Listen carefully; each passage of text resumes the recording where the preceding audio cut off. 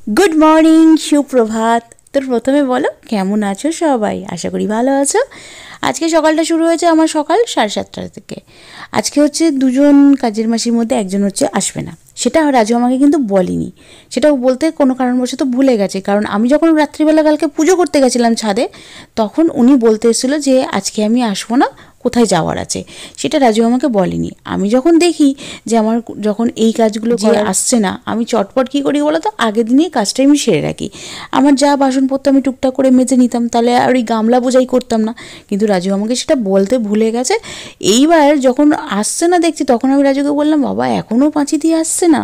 রাজু বলছে, কেন, আমি তোমায় বলিনি আজকে তো আসবে না বলেছে। আমি কী সর্বনাশ, একটু তাড়াতাড়ি বলতো, তুমি এত কালকেও বলোনি, তাহলে এত বাসন রাখতো না কেন, কী বলো তো, বাসনগুলো জমিয়ে জমিয়ে রাখলে না অনেক বাসন হয়ে যায়। এবার আমার ওইটুকু বেসিনের মধ্যে এত বাসন মাজতে গেলে আমার জীবন বেরিয়ে যাবে। তো সেই হচ্ছে ব্যাপার। আর আমাদের বাড়িতে তোমরা ভালো করেই জানো, রাজু যেহেতু অনেক রাত অবধি কাজ করে, প্রায় 4টে অবধি, তাই সকালবেলাটা একটু দেরি করেই ওঠে। মোটামুটি 9টা 9:30 আগে ঘুম থেকে কিন্তু ওঠে না, আর সেই অভ্যাসটা কিন্তু ছেলের হচ্ছে। তো সেই জন্য আমি ছেলেকে বলছি, এবার স্কুলে ভর্তি হবে, এবার তো সকাল সকাল উঠতে হবে। তো ওই জন্য ঠিক করলাম যে আর মোটামুটি শীতটা আরেকটু কমলে ওকে এবার সকাল সকাল তুলেই দেবো। ও যেহেতু রাত্রি 1:30টা বেজে যায় তখন ঘুমায় না, তাহলে ওরও ঘুমটা দরকার। বাচ্চাদের কিন্তু ব্রেনে খুব আঘাত পড়ে যদি আমরা কাঁচা ওদেরকে ভাঙাই।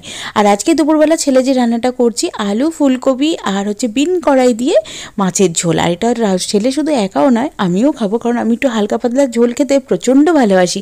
আর শীতকালে স্পেশাল আলু ফুলকপি দিয়ে মাছের ঝোল কে না ভালোবাসে বলো, আমরা প্রত্যেকে ভালোবাসি। তবে হ্যাঁ, এতে যদি 2-4টে কড়াইশুঁটি পড়তো, তাহলে এর রান্নার মানে মাধুর্যটা আরও আলাদা হতো।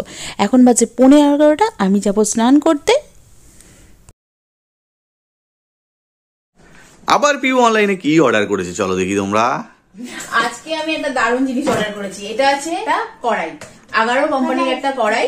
চলো তোমাদেরকে দেখাই, কিন্তু তার আগে বলে দিই যে আজকে এই কড়াইটা উদ্বোধন করার মেন কারণ হচ্ছে আজকে কাজের মাসি আসেনি, আর আমি ভেবেছিলাম এই কড়াইটায় চিকেন রান্না করে দেখাবো, কিন্তু না, আজ একটা অন্য কিছু রান্না করে দেখাবো। আগারো কোম্পানির একটা কড়াই, যে হার্ড অ্যানোলাইজ ডিপ কড়াই উইথ গ্লাস লিড, 2 বছরের ওয়ারেন্টি আছে।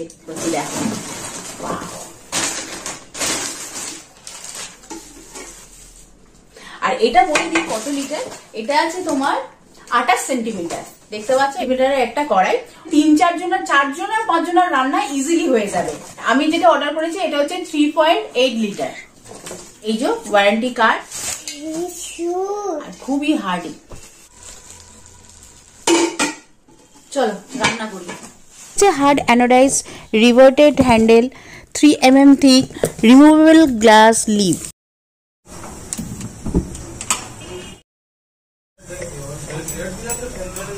দুদিকে হ্যান্ডেল থাকলে রান্না করতে কিন্তু বেশি ভালো, সারাশির আর প্রয়োজন পড়ে না। আর এটা খুব অল্প তেলে কিন্তু রান্নাটা হয়ে যাবে। I'm on my own, broken alone. I feel the rain crashing down all around this empty town. I'm searching for the lost and found, but you don't care, you're unaware. Keep moving like the scars aren't even there. It's in the air like a blazing flare. Just stare 'cause the flames will burn us. I thought you were the one for me, that's why I gave you everything. Held you close by the stormy seas. Oh, you meant the world to me. I used to kiss your head when you cried for me, hold your hand while the pain was over, keep you warm by the roaring sea. You meant the world to me.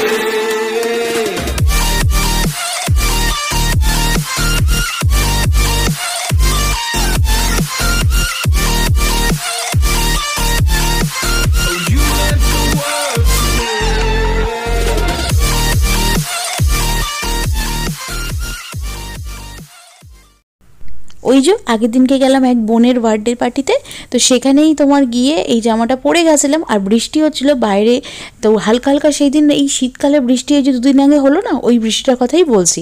তো দেখছি পুরো একদম তলার দিকটা, মানে long গাউনের তলার দিকটা পুরো কাদা লেগে গেছে। তা ভাবলাম ঠিক আছে, সেই যখন দেবো পুরোটা ভালো করেই ধুয়ে, পরে যে ক্লিপটা দেবো সেটা দেখে আমারও চোখে জল চলে এসছে। কেন দিলাম সেটাও বলবো।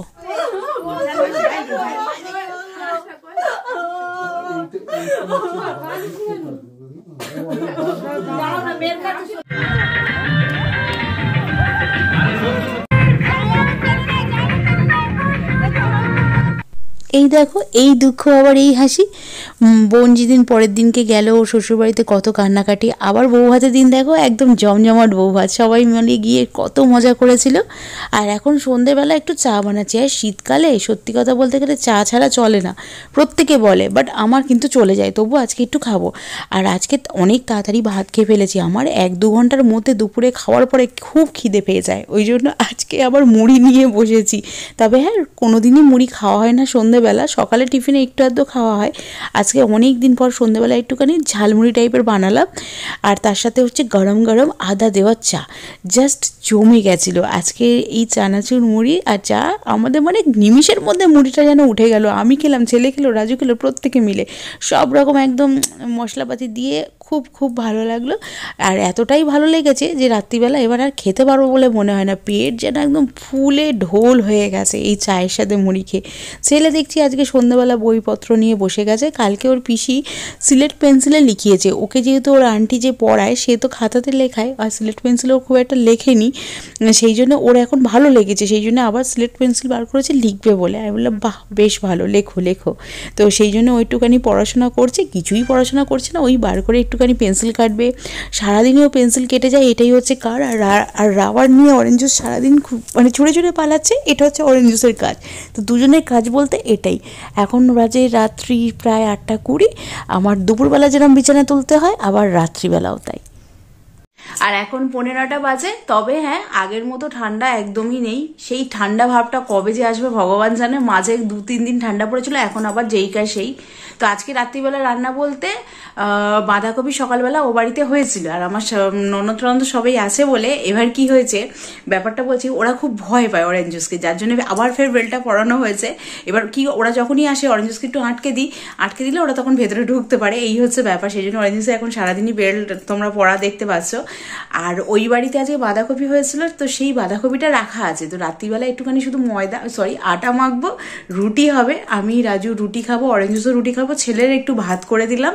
তো ওই বাঁধাকপি দিয়ে রুটি খাওয়া হবে। আর ছেলের মাছের ঝোল, সকালে যেই মাছের ঝোলটা করেছে ওটা লঙ্কা ছাড়া করেছি, মানে গোটা গোটা লঙ্কা দিয়ে করেছে। এখন আমাদের আর ওর রান্না একই করি আর কি। তো গোটা গোটা রান্না, যেহেতু লঙ্কা ছিল ঝাল হয়নি, তো সেই কারণে ও ওইটা দিয়েই মোটামুটি ভাত খেয়ে নেবে। তো ওর ভাত, আমাদের রুটি, এইভাবেই হবে। রাত্রে রান্না বান্নার বলতে সেইভাবে কিচ্ছু নেই। যখন শ্বশুরবাড়ি যাচ্ছে, ওটা হচ্ছে আমার এক বোন, মানে আমার বোনের ওইখানেই পাশের বাড়ি, ওই আমার বোনের বান্ধবীরা আমার একদম খুবই ক্লোজ ওরা। তো ওদেরকেই বলেছিলাম যে তোরা যখন বরযাত্রী যাবি, তোরা যখন কন্যাযাত্রী, কারণ কন্যাযাত্রী আমরা যেতে পারবো না, তার মেন কারণটা হচ্ছে অনেকটা রাত হয়ে যাবে, আস্তে আস্তে প্রায় 2-3 বেজে যাবে বাড়িপুরে। এবার 3টের সময় আমাদের বাড়ি ফেরাটা খুব অসুবিধা। এবার একটা গাড়ি বলা হলেও সে যে সেই টাইম মতন যাবে কি যাবে না, আবার তার থেকে বড় কথা মানে ওই অত রাত্রিবেলা ঠান্ডার মধ্যে আসাটা ইম্পসিবল। তোমরা ব্লগটা একটু হয়তো কিছুদিন পরেই দেখছো, কারণ বিয়ে হয়েছে 15 ডিসেম্বর, আর 17 তারিখে হচ্ছে তোমার বউ ভাত ছিল। তো সেই কারণে হচ্ছে আমি ভিডিওগুলো আমাকে পাঠিয়েছিল বলে আমি এই ব্লগের সাথে অ্যাড করে দিলাম, তোমাদের ভালো লাগবে সেই কারণে। বলছে দেখে তো খুব মনে হচ্ছিল, কিন্তু 3-4 ঘন্টা জার্নি, বললো 4-5 ঘন্টা লেগেছে যেতে নিউ ব্যারাকপুরে। তো যেতে অনেকটা সময় লেগেছে। তবে ওখানে আমার এক দিদির বাড়ি, আর আমি সেটা ভুলে গেছিলাম, মাথা থেকে উড়ে গেছিলাম, সঞ্জনাদির বাড়ি। তো যদি আমার সেই সময় মনে পড়তো, অবশ্যই আমি চোখ কান বুঝে আমি রাজু ছেলে চলে যেতাম। রাতটা ওখান থেকে বোনের ওখান থেকে ঘুরে দিদির ওখান থেকে আবার চলে আসতাম। তবে নেক্সট টাইম অবশ্যই সঞ্জনাদি, তুমি যদি দেখে থাকো ব্লগটা, অবশ্যই জানি তুমি দেখছো, দেখলে কিন্তু নেক্সট টাইম গেলে তোমার ওখানে অবশ্যই ঘুরে আসবো। ওকে, এটাই হচ্ছে ব্যাপার। চলো আজকে এই ব্লগটা এখানে শেষ করলাম। তোমরা ভালো থেকো, সেফ থেকো, আবার দেখা হচ্ছে। Bye bye.